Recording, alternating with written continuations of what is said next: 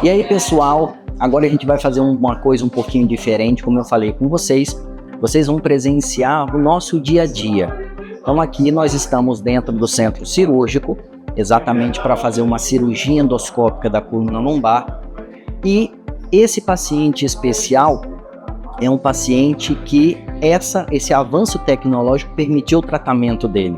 Porque é um paciente com uma pneumopatia grave, é um paciente com problema cardíaco grave, é um paciente que em condições normais não teria possibilidade de nenhum tratamento cirúrgico. E a cirurgia endoscópica ela veio para ajudar isso daí.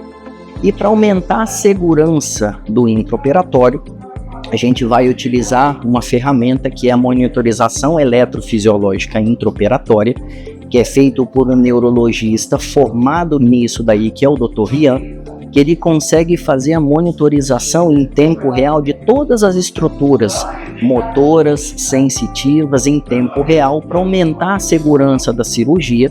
E aí vocês vão ver como é que ele trabalha em cima disso daí, porque ele consegue fazer esse estímulo mesmo paciente em anestesia geral. E vocês vão perceber também que todo o trabalho que a gente vai fazer de cirurgia é feito através de um corte de mais ou menos 1 centímetro, onde a gente introduz um dispositivo que tem uma câmera na ponta, todo o ferramental vai por orifício desse canal de trabalho exatamente para a gente fazer o tratamento. Então essa cirurgia é uma cirurgia que o tempo de preparação é um tempo prolongado, tá? Porém, toda ela é feita por um corte de 1 centímetro, num regime de lavagem contínua com soro, ou seja, o sangramento é praticamente zero. Tomara que vocês gostem e aí ao longo da cirurgia vocês vão entendendo o passo a passo disso daí. Então aqui a gente está vendo agora a base de controle da monitorização eletrofisiológica intraoperatória. É um computador que vai fazer o acompanhamento dos estímulos dos nervos, tanto a parte sensitiva e motora dos membros superiores e inferiores, especificamente da região lombar, onde a gente vai trabalhar. Então aqui o Dr. Rian vai acompanhar em tempo real toda a cirurgia e ele vai participando e interagindo com a gente. Vocês vão ver ao longo da cirurgia vários momentos que a gente vai conversando exatamente para aumentar a segurança do procedimento. Aqui a gente tem a torre de imagem, é um dispositivo que é conectado na câmera que a gente usa no intraoperatório, onde eu tenho vários equipamentos que vão aumentar a segurança do procedimento. Então eu tenho equipamentos de cauterização por radiofrequência, eu tenho bomba de infusão de soro do intraoperatório para controlar o fluxo, controlar a pressão. Eu tenho uma imagem em alta definição exatamente para melhorar a resolução do que eu vejo. Então tudo isso são dispositivos de alta tecnologia incorporados para aumentar a segurança da cirurgia da coluna. A gente padroniza que tudo à esquerda a gente coloca um número ímpar e tudo à direita a gente coloca um número par. Então C3. Aqui a gente tem o eletrodo de C4. Para trás a gente tem o eletrodo de CP3 e CP4, que são os eletrodos do córtex somatosensitivo primário. Porque se isso aqui é o sulco central, eu avanço 1 centímetro, eu tenho o giro pré-central, eu atraso um pouquinho, eu tenho o giro pós-central. Então eu tenho o córtex motor e o córtex sensitivo. Então o córtex motor eu uso para estimular e eu vou captar nos músculos da periferia, que a gente vai mostrar daqui a pouquinho como que são as agulhinhas. E o córtex sensitivo eu uso aqui para poder captar as informações que eu vou estimular na periferia. Então o sensitivo eu capto na periferia e eu estimulo na periferia e capto aqui em cima. O motor eu estimulo aqui e capto na periferia. Então, marca de um lado, marca do outro. Então, aqui eu tenho um eletrodo de linha média, que eu uso como referência para fazer o potencial somatosensitivo das pernas. Aqui eu tenho um par de eletrodos, essa é uma montagem que a gente chama de montagem bipolar, que é o eletrodo de C3 com C4, então o estímulo ele caminha daqui em direção a esse eletrodo. A gente pode fechar um pouquinho mais o campo aqui, porque a região de estímulo hoje é principalmente as pernas. Dessa forma, o paciente pula menos quando faz o estímulo, atrapalha menos o cirurgião e fica mais seletivo. Aqui é uma montagem posterior de CP3 e CP4, que é do córtex somatosensitivo, para eu poder captar o estímulo dos braços. Então aqui eu tenho braços, aqui eu tenho pernas, aqui eu tenho o meu potencial evocado motor numa montagem bipolar. Vamos lá que eu te mostrar agora como é que é o eletrodo. Então esse aqui, Júnior, é o eletrodinho que a gente coloca para poder estimular o nervo sensitivo da periferia. Então essa daqui, eu tenho aqui um cátodo e um anodo. Aqui a gente vai colocar no nervo tibial posterior. A gente coloca entre o tendão do calcâneo e o maléolo medial. E a minha referência, que é o anodo, eu coloco o mais próximo possível de uma superfície que tenha um potencial zerado, como por exemplo o osso, para que a diferença de potencial reflita cada vez mais a amplitude do potencial do estímulo do cátodo. Aqui a perna esquerda, aqui a perna direita. Isso aqui é o potencial evocado somatosensitivo das pernas. A gente faz a mesma coisa nos braços. Como nessa cirurgia ele vai ficar de barriga para baixo, com os braços para cima, numa posição de Superman, nos braços a gente vai utilizar como referência o nervo ulnar, para impedir que ele possa comprimir o nervo durante o próprio posicionamento na cirurgia. Então a gente coloca aqui o cátodo e aqui o anodo, que a gente faz de um lado, a gente faz do outro.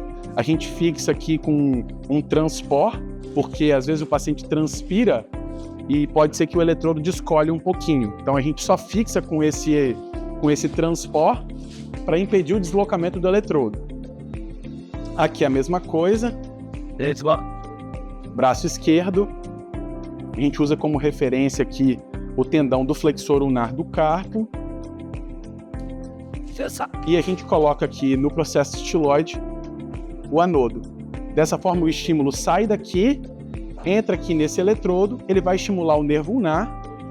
Esse nervo, a informação ela vai subir, vai chegar aqui na medula, correto? E vai subir pelo fascículo cuneiforme ipsilateral até o núcleo cuneiforme. Quando o estímulo é nas pernas, ele sobe pelo funículo grácil. E aí ele faz sinapse nesses núcleos, decursa, ou seja, ele vai para o outro lado, até o núcleo ventral posterolateral do tálamo. De lá, ele vai até o córtex somatosensitivo. Então, quando eu estimular o braço esquerdo dele, eu vou captar aqui no córtex somatosensitivo primário do lado direito. E vice-versa. Bom, então a gente vai colocar agora aqui os eletrodos de captação do potencial evocado motor, né?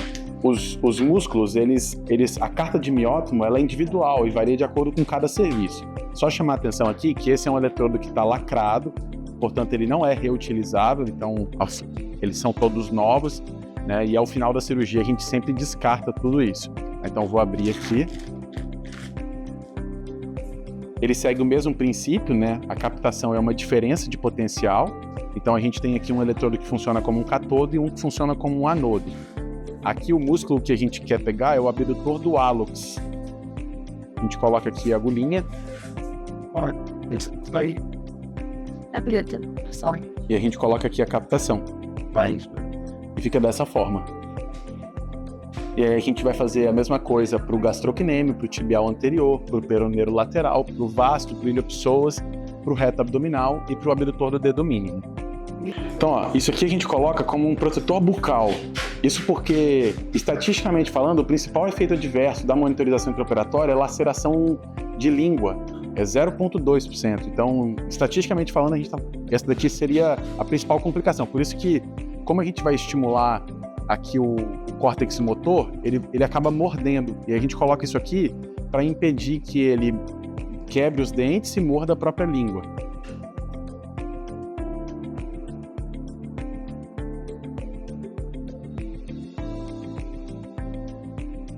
Muito bem. E esse aqui são os eletrodos que a gente coloca no crânio. A gente coloca esses eletrodos aqui para poder fazer os estímulos e captações. Então esse aqui é o eletrodo de FPZ.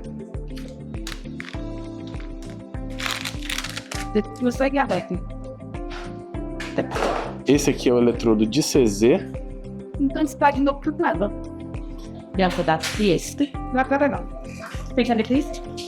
Eu tenho, mas me para de tomar. Poder. Chega. Esse aqui é o eletrodo de C4. Já falta gerar, né?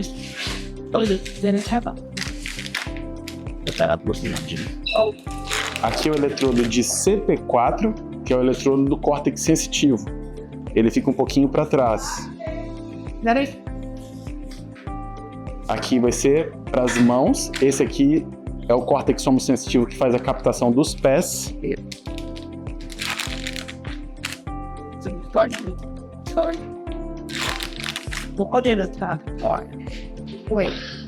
Aqui é o eletrodo de C3, que é o córtex motor primário do lado esquerdo.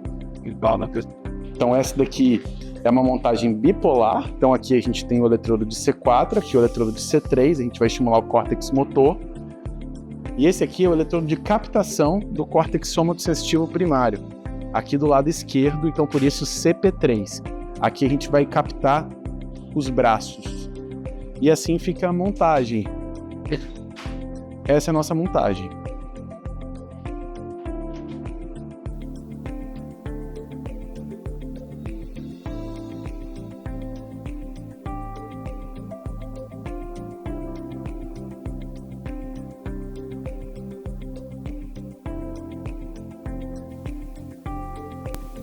Então eu vou bater aqui, eu vou sentir esse degrau, tá vendo que tem a cápsula articular aqui? Então a gente vai ver isso daqui, cara, eu vou sentir essa diferença aqui, provavelmente dentro das minhas. Porque o que acontece? Se eu não tivesse aquela estrutura opaca, o que eu estava pensando? Em botar o conchinho aqui na base do instrumento. Vou jogar ele aqui para a gente ver contralateral, ó. Estava pensando em a gente colocar ele aqui na base, só para abrir um buraco. Eu barrei aqui, ó, exatamente, por quê? Se eu tiro esse espaço aqui, ó, daqui para cá, eu já ganhei um espaço no espinhoso, entendeu? Só que para eu fazer isso, eu vou precisar ter um outro ponto de matéria. Eu não sei se com essa relação é suficiente bater aqui. Não, mas eu vou trocar. Vai ser arriscado demais para não ter um benefício por causa disso aqui, ó. Porque para eu conseguir jogar pranchado, eu preciso angular mais aqui. Bom, então essa daqui é a tela da monitorização intraoperatória. A monitorização ela é multimodal. Então aqui no canto esquerdo a gente tem o potencial evocado somatosensitivo, aqui do membro superior esquerdo, direito, membro inferior esquerdo e direito. Aqui uma tela de varredura livre, que é uma tela de monitoração em tempo real de todos os nervos que a gente colocou ali, as agulhinhas. E aqui uma tela de eletroencefalograma, tá bom?